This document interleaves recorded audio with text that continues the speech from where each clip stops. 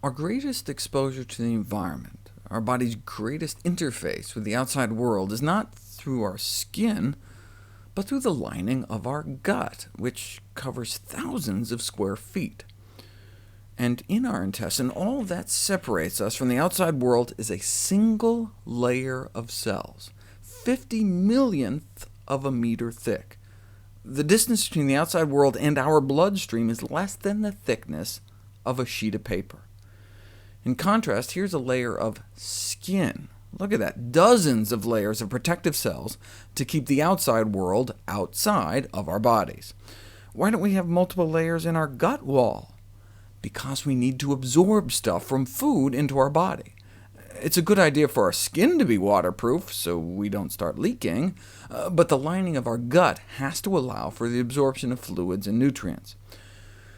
With such a thin, fragile layer between our sterile core and outer chaos, we better have quite a defense system in place, and indeed, that's where intraepithelial lymphocytes come in. They serve two functions.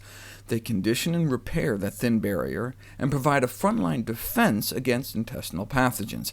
These critical cells are covered with receptors called AH receptors. The AH receptor is like a lock, and for decades, researchers have been searching for a natural key to fit into that lock, to activate those receptors and sustain our immunity. And we just discovered the key is broccoli. Cruciferous vegetables, broccoli, Brussels sprouts, kale, cauliflower, cabbage, contain a phytonutrient that is transformed by our stomach acid into the key that fits into the AH receptor locks on our intraepithelial lymphocytes, leading to their activation. Here's a less busy diagram that illustrates the same thing. Broccoli, leading to the activation of our immune foot soldiers.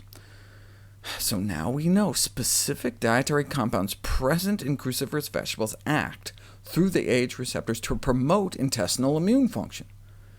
From childhood, we learn that vegetables are good for us, and most of us eat our veggies without giving much thought to the evidence behind this accepted wisdom, or to the mechanisms underlying the purported health-boosting properties of a vegetable-rich diet. But now we know that specific dietary compounds found at high levels in cruciferous vegetables, such as broccoli, cauliflower, and cabbage, are essential for sustaining intestinal immune function.